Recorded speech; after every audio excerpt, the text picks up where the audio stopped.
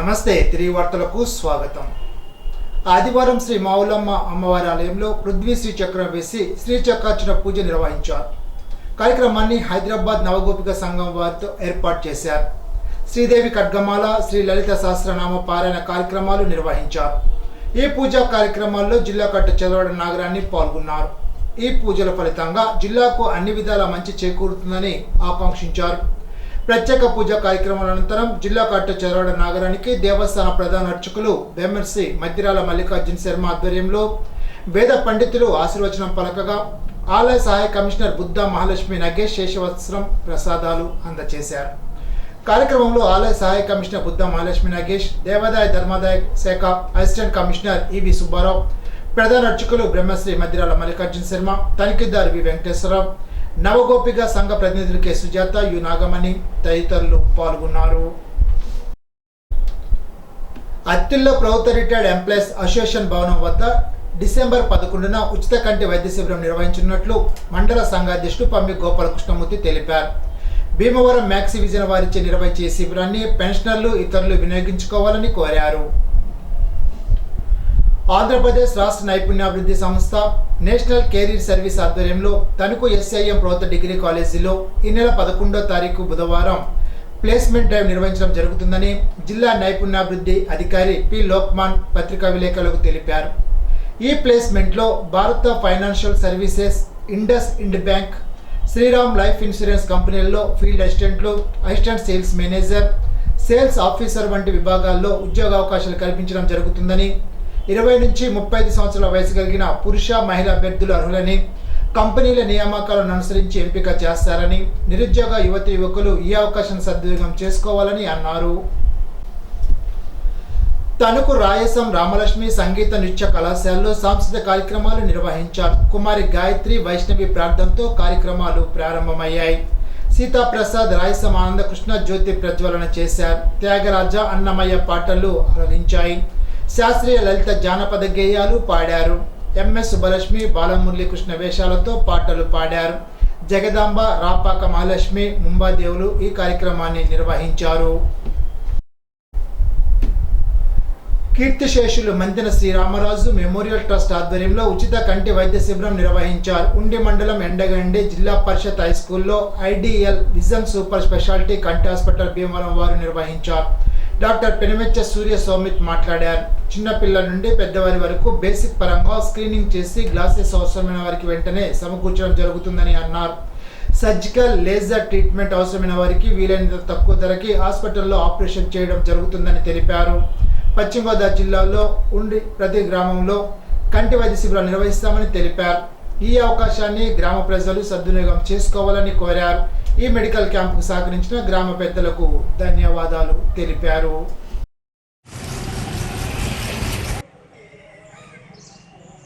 అందరికీ నమస్కారం అండి. సో ఈరోజు మేము ఐడియల్ విజన్ ఐ హాస్పిటల్ నుంచి ఎండగండ్లో క్యాంప్ ఆర్గనైజ్ చేస్తున్నాము.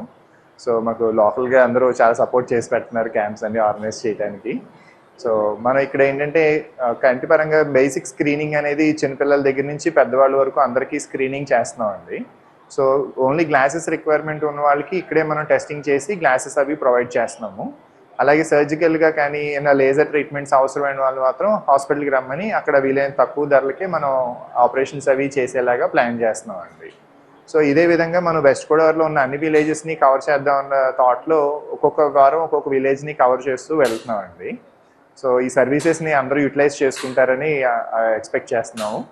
సో మన హాస్పిటల్కి వచ్చేసరికి స్పెషాలిటీ ఏంటంటే అందరికీ అన్ని సమస్యలకి కూడా ఒకే చోట ట్రీట్మెంట్ ఉండేలాగా కంటి నరానికి సంబంధించి కానీ చిన్నపిల్లల్లో సమస్యలు కానీ అందరికీ కూడా ట్రీట్మెంట్స్ జరుగుతున్నాయండి. సో షుగర్ పేషెంట్స్కి వచ్చే రెటినా కంప్లైంట్కి కూడా లేజర్ ట్రీట్మెంట్ కానీ దానికి సంబంధించిన సర్జరీస్కి సంబంధించిన ఎక్విప్మెంట్ కూడా మన దగ్గర ఫుల్ ఫ్లెడ్జ్డ్గా స్టార్ట్ చేసాము. అలాగే బేసిక్ గ్లాసెస్, క్యాటరాక్ట్ ఆపరేషన్స్ కూడా అడ్వాన్స్డ్ మెథడ్స్లో చేసేలాగా మన ఎక్విప్మెంట్ అన్ని కూడా హోల్డ్ చేస్తున్నాం అండి హాస్పిటల్లో.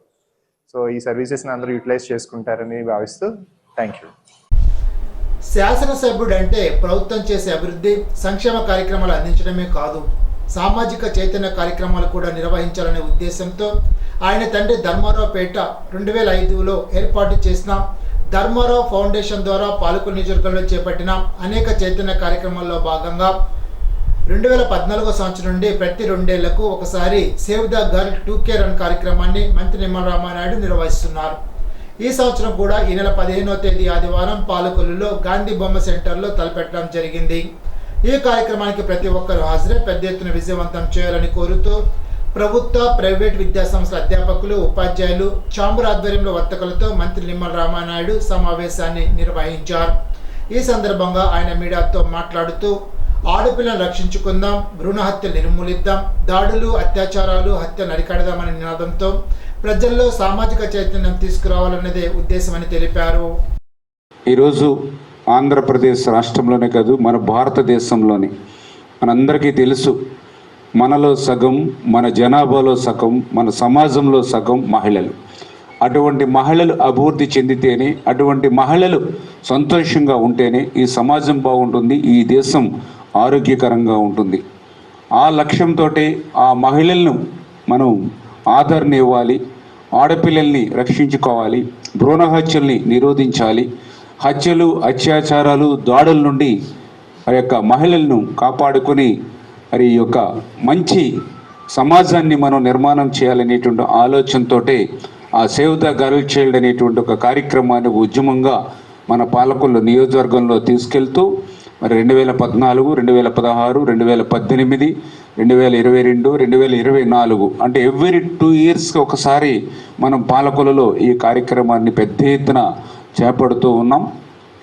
అందులో భాగంగానే ఈ సంవత్సరం డిసెంబర్ 15వ తేదీ ఆదివారం ఈ సేవ్ ద గర్ల్ చైల్డ్ కార్యక్రమం మన పాలకొల్లు నియోజకవర్గంలో కూడా మరి నిర్వహించాలని చెప్పేసి ఏదైతే నిర్ణయం తీసుకున్నామో అందులో భాగంగానే ఈరోజు మీ అందరితోటి కూడా ఈ ప్రత్యేకమైనటువంటి సమావేశం ఏర్పాటు చేసుకోవడం జరిగిందని చెప్పి ముందుగా తెలియజేసుకుంటూ, ఈ సేవ్ ద గర్ల్ చైల్డ్ కార్యక్రమం విజయవంతం కావడంలో అత్యంత ప్రధానమైనటువంటి పాత్ర పోషించేది ఈ యొక్క స్కూల్స్, కాలేజెస్, ఎవరైతే మేనేజ్మెంట్ కానీ అదేవిధంగా ప్రిన్సిపల్స్ కానీ మీరందరూ కూడా బాధ్యత వహించి శ్రద్ధ తీసుకోవడం ద్వారానే ఈ save the girl child last programmes అన్నీ కూడా మంచి సక్సెస్ అయి ఉన్నటువంటి కారణం మీ అందరికీ తెలుసు. అందులో ప్రధానంగా ఈ సేవ్ ద గర్ల్ చైల్డ్ కార్యక్రమానికి సంబంధించి ఈ 7 రోజుల సమయంలో ఈ సేవ్ ద గర్ల్ చైల్డ్ అంటే ఆడపిల్లల్ని రక్షించుకోవాలి, భ్రూణ హత్యలు నిరోధించాలి, ఈ హత్యలు, అత్యాచారాలు, దాడుల నుంచి మరి నిరోధించాలనేటువంటి ఒక మెసేజ్ ఓరియంటెడ్ ఇచ్చేటువంటి విధంగా ఈ వారం రోజులు మీ స్కూల్స్లోను, కాలేజెస్లోనూ కూడా ఈ కార్యక్రమాన్ని నిర్వహించుకుని తద్వారా ఆ పిల్లల్లో చిన్నప్పుడే ఒక అవేర్నెస్, ఒక ఎడ్యుకేట్ క్రియేట్ చేయడానికి ఒక అవకాశం ఉంటుంది. ఆ రకంగా ఈ వారం రోజులు కూడా మీరు ఆ ప్రయత్నం చేయాలని చెప్పేసి ముందుగా మీ అందరికీ కూడా తెలియజేసుకుంటూ ఉన్నా. పాలకొల్లులోని క్లాత్ అండ్ యార్న్స్ మార్చెంట్ భవనంలో తెలుగుదేశం పార్టీ ఆధ్వర్యంలో ఆదివారం ఇటీవల మృతి చెందిన పాలకొల్లు మున్సిపల్ మాజీ చైర్మన్ వల్లభ నారాయణమూర్తి, ప్రముఖ ఆడిటర్, ఛాంబర్స్ కళాశాల విద్యాసంస్థల కరస్పాండెంట్ అండ్ సెక్రటరీ కైదిండి రామరాజుల మృతికి సంతాప సూచకంగా జరిగిన సంతాప సభలో మంత్రి నిమ్మల రామానాయుడు పాల్గొన్నారు. ఇరువురి చిత్రపటాలకు పూలమాల వేసి ఘన నివాళులు అర్పించారు. మరి ఈరోజు వరకు కూడా తెలుగుదేశం పార్టీకి అత్యంత కృషి చేసి పాలకొల్లు నియోజకవర్గంలో తెలుగుదేశం పార్టీకి బలోపేతం చేయడంలో ప్రధానమైనటువంటి పాత్ర పోషించినటువంటి వారిలో వల్లభు నారాయణమూర్తి గారు ఒకరు. ఒక నీతిగా, ఒక నిజాయితీగా, ఒక నిబద్ధతతో గడిపినటువంటి ఆయన రాజకీయ జీవితం మనందరికీ కూడా ఆదర్శనీయం. అదేవిధంగా కల్దిండి రామరాజు గారు, మరి ఆయన కూడా 1983 తెలుగుదేశం పార్టీ ఆవిర్భవించి కూడా ప్రత్యక్ష రాజకీయాల్లో లేకపోయినప్పటికీ కూడా పరోక్షంగా తెలుగుదేశం పార్టీ అంటే ప్రాణం.